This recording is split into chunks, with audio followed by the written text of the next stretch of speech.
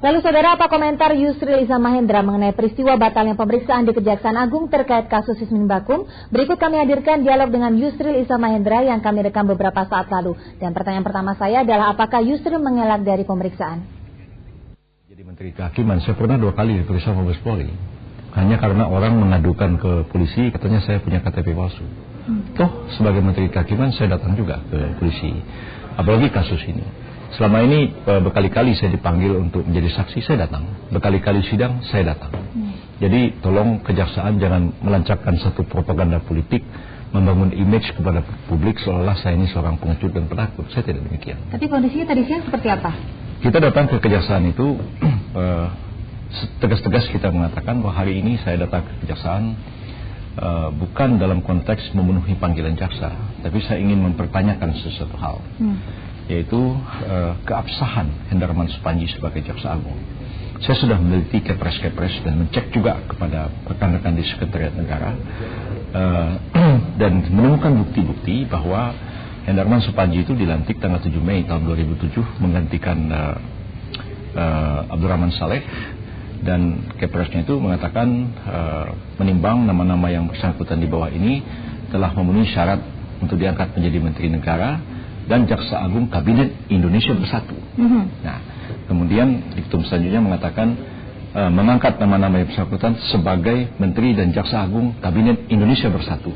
Saudara Hendarman Supanji sebagai Jaksa Agung dengan kedudukan setingkat Menteri Negara.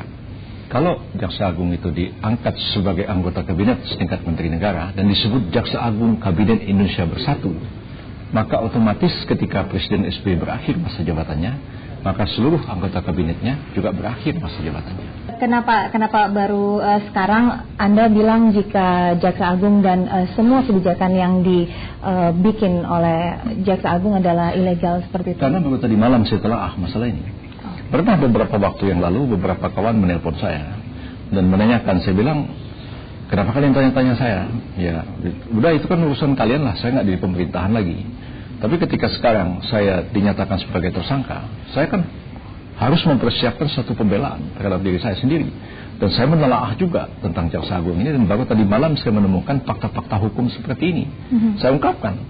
Ya, kalau yang lalu-lalu kan seperti Anda tahu, saya tidak begitu banyak mencampuri urusan pemerintahan sekarang ini. Lebih baik saya hidup santai-santai, melakukan tugas-tugas saya sehari-hari. Ya, tapi meskipun saya sudah diam seperti itu, saya masih dikerjain juga, dikejar juga, dicari-cari kesalahannya.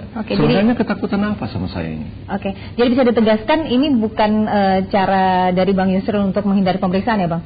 Tidak, kalau misalnya Jaksa Agungnya besok itu sudah sah, andai kata Anda dipanggil oleh polisi, tapi polisi itu gadungan, Anda kan pasti nggak mau datang. Bukan berarti Anda menghindar. Jadi seingat saya memang kasus ini sudah 2,5 tahun yang lalu, dan pertama kali mencuat saya dipanggil kejaksaan walaupun sebagai saksi itu hanya berapa saat sesudah Partai Bulan Bintang mencalonkan saya sebagai calon Presiden Republik Indonesia, dan kemudian polling terus naik, tiba-tiba kasus ini mencuat.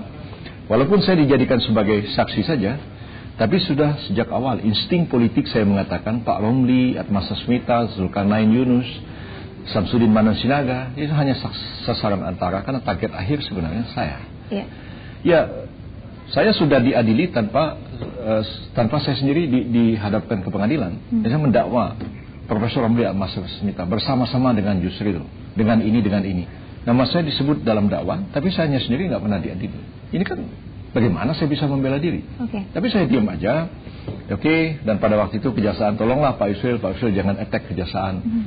Saya diam aja. Tapi gimana penyelesaian masalahnya? Oh, sudah ditutup Pak. Tapi sebenarnya kalau ada kepentingan-kepentingan tertentu dimunculkan lagi. Jadi kalau sekarang ini tidak salah juga kalau para analis ahli komunikasi massa mengatakan, wah, Anda ini hanya dimanfaatkan karena untuk mengganjal senturi, ya angkat Susno tenggelam, angkat video porno mulai tenggelam. Ya tadi waktu saya datang ke kepolisian, Ariel datang, nggak ada yang banyak yang meliput. Tapi kejaksaan sudah menyatakan jika ini memang negara dirugikan sampai 420 miliar sendiri. Tapi Anda melihatnya seperti apa? Ya, sebenarnya BPK tidak pernah menemukan adanya suatu penyimpangan. Kemudian BPKP sama, dan BPKP ketika kasus ini disidik oleh kejaksaan diminta melakukan audit investigasi. Karena menurut hukum kita ini yang berhak menentukan adanya kerugian negara itu BPK atau BPKP. Lalu BPKP melakukan audit investigasi dan jawaban mereka kepada kejaksaan ialah bahwa setelah dilakukan audit investigasi tidak dapat menyimpulkan bahwa ada kerugian negara atau tidak. Mestinya kalau kasus seperti itu, ini sudah SP3. Dulunya Simen Bakum ini kan pernah ada yang laporkan kepada KPK. KPK lakukan penyelidikan, tapi karena BPKP tidak menyatakan ada kerugian negara, BPK bilang nggak bisa kita lanjutkan.